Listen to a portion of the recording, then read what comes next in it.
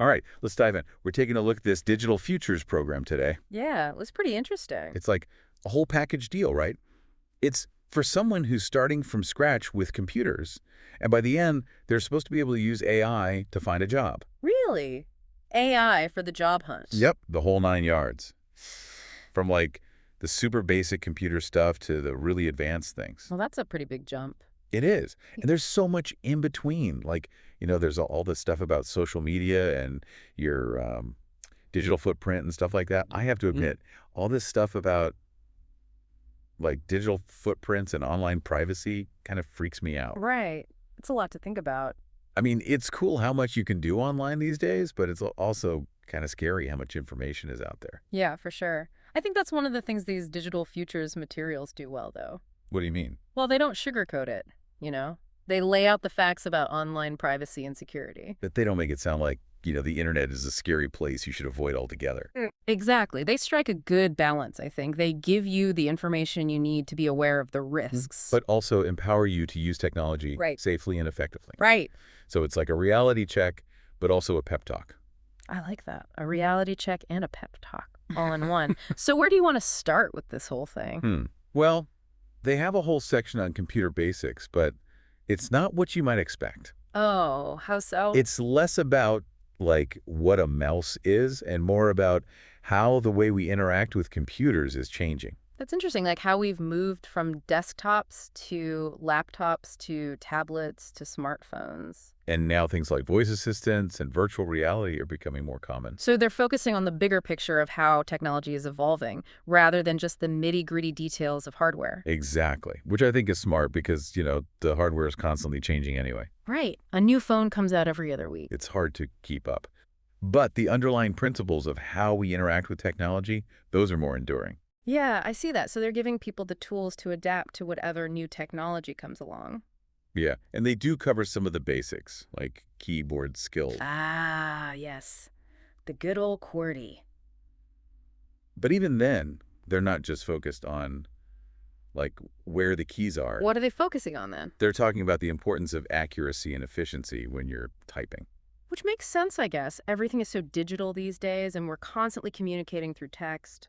Emails, chat apps, social media. It's all about the written word, even more so than the spoken word sometimes. It's funny. I remember when I was learning to type, it's all about speed. Right. Like how many words per minute could you crank out? Exactly. But these digital futures materials are saying that accuracy is actually more important than speed. Which makes sense, especially in a professional context. Oh, totally. I mean, a typo in a casual text message, no big deal.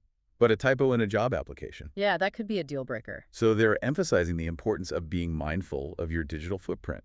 I was just about to say that. It's not just about typing accurately. It's about what you're putting out there online. Exactly. Everything you post, every comment you make, it all contributes to your digital footprint. And that footprint can last a long time. Longer than actual footprints, that's for sure. And it can be seen by anyone. Potential employers, future clients, Right. even romantic interests. It's like a permanent record of your online activity. Which can be a good thing or a bad thing, depending on what you're putting out there. Okay, so we've talked about the evolving landscape of computers and the importance of a digital footprint. Where do you think we should go next? Well, they have a whole section on social media. That seems like a natural progression. Okay, let's talk about LinkedIn. I know it's supposed to be the go-to platform for professionals, but honestly, I find it a bit stuffy. I get it. But here's where Digital Futures provides some really valuable insights that go beyond the generic advice of build a strong profile and actually break down what that means. Okay, give me the inside scoop. What makes a LinkedIn profile stand out? Well, for starters, they emphasize the importance of a compelling headline. It's the first thing recruiters see, so it needs to grab their attention and clearly communicate your value proposition.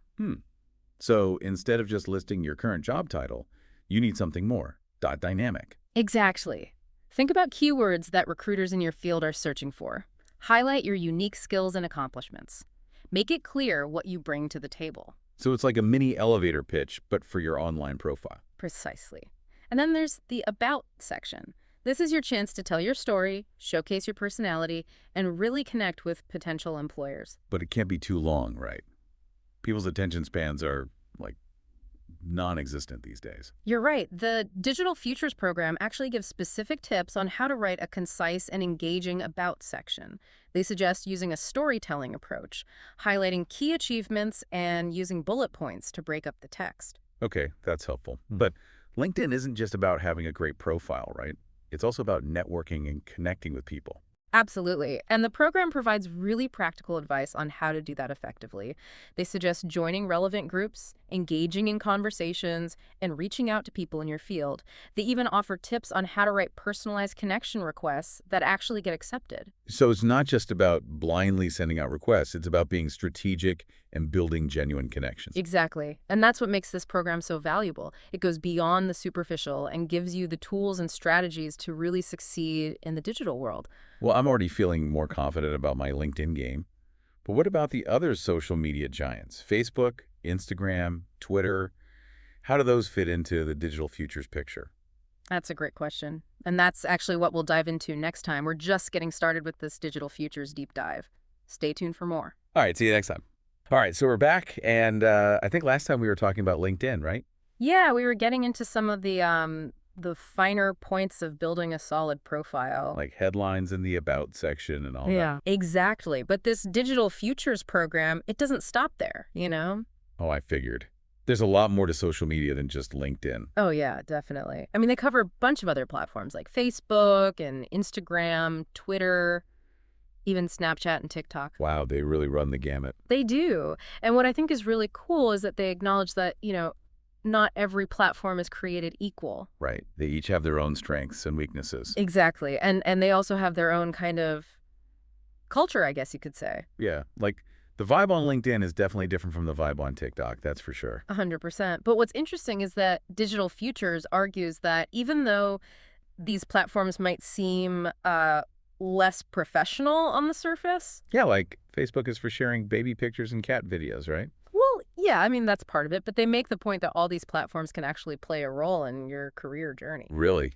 Even TikTok. Yeah. I'm having a hard enough time figuring out how to use that for, like, entertainment, let alone professional development. Well, that's the thing, right? It's about recognizing the nuances of each platform and figuring out how to leverage them to your advantage. So, like, what would be an example of using, say, Facebook for professional purposes? Okay, so let's say you're, I don't know, a graphic designer, right? Okay, I'm a graphic designer. All right, so instead of just posting your latest designs on your personal profile where they might get lost in a sea of, vacation photos and political rants. Ugh, don't even get me started on political rants on Facebook. Yeah, we've all been there.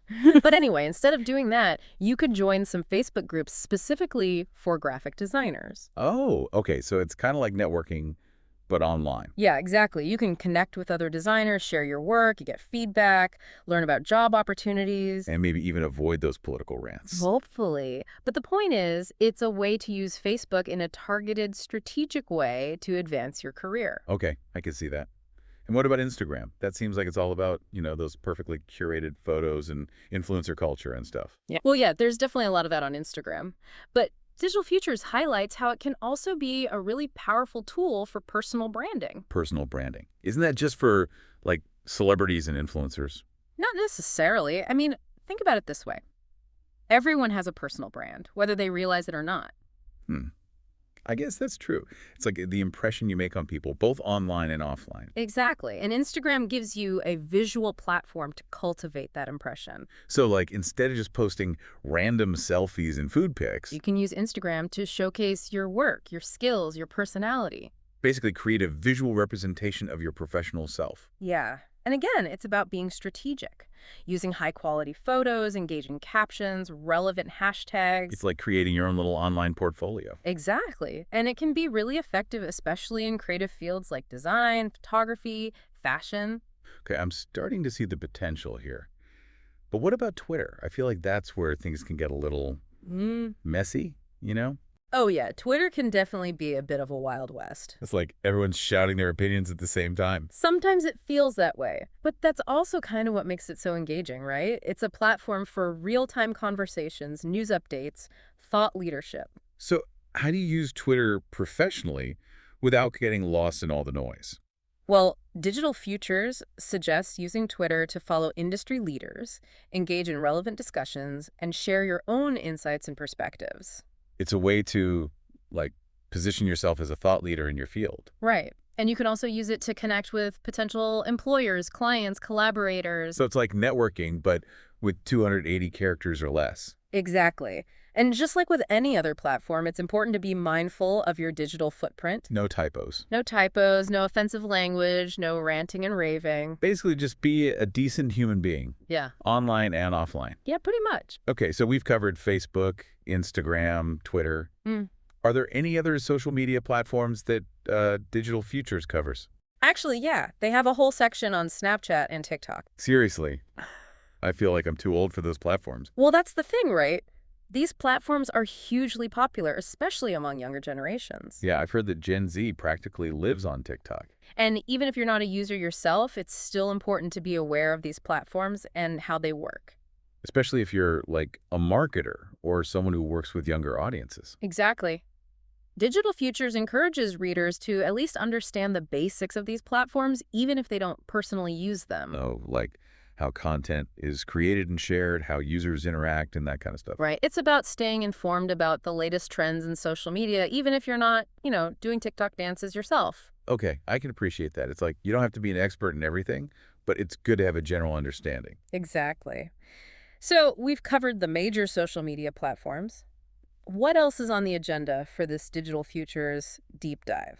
Well, they also get into some really practical skills, like scanning documents, attaching files to emails, using QR codes, that kind of stuff. Oh yeah, the nuts and bolts of digital life. The stuff that we all use every day, but maybe don't always think about too deeply. Well, that's what we're here for, to dive deep into the digital world and uncover all its secrets. All right, let's get practical. Okay, so we're back and ready to get our hands dirty with some practical digital skills. Yeah, Digital Futures doesn't just talk the talk. They walk the walk, you know? Yeah, like they actually give you step-by-step instructions for doing all sorts of things. From scanning documents to attaching files to To email. even using QR codes, which I gotta admit still kind of mystify me. Oh yeah, QR codes have come a long way. I still think of them as those things you scan to get to a website, but apparently they can do so much more now. Oh yeah, they're being used for like contactless payments, digital ticketing, even interactive marketing campaigns. Whoa, seriously? Interactive marketing campaigns? Yeah, like imagine scanning a QR code on a product and then it takes you to like a 3D model or a video demo or something. That's pretty cool, actually. Yeah, it's like bridging the gap between the physical and digital worlds. Okay, but before we get too far ahead of ourselves, let's go back to the basics. Like scanning documents. I mean, I know how to use a scanner, but is there like a better way to do it? Well, that's the thing, right? Digital Futures points out that you don't even need a separate scanner anymore. Wait, really? Yeah, your smartphone can basically do it all. My smartphone. But how? Well, there are apps for it, of course. Like on iPhone, you can use the Notes app to scan documents. No way. I use the Notes app all the time, but I never even noticed that feature. And on Android, you can use Google Drive. Okay, so you're telling me I've been carrying around a scanner in my pocket this whole time and I didn't even know it. Pretty much. And the cool thing is, these apps don't just take pictures of your documents. What do they do? They actually create high-quality PDFs that you can like email or upload or whatever. So no more blurry photos or like weird shadows from trying to take a picture of a document on your desk. Exactly. And they also often have features for like cropping and rotating and adjusting the contrast and stuff. So you can make sure the PDF looks all professional and nice. Yeah, exactly. And Digital Futures also gives some good tips for like naming your files clearly. Oh yeah, that's important. I've definitely been guilty of sending files with names like, resume final version 3.pdf. Yeah, we've all been there. But when you're applying for jobs or sending important documents, you want to make sure your files have clear, concise names. It's like Digital Organization 101. Right? And speaking of organization, they also have a whole section on email etiquette. Oh, email etiquette. Is that still a thing? More than ever. I mean, email is still the primary way we communicate professionally. Oh, true, true. So what kind of tips do they give? Well, they talk about the importance of writing clear, concise subject lines. Yeah, that makes sense. You don't want your email to get lost in someone's inbox. Exactly. And they also emphasize the importance of using professional language and tone in your emails. No emojis.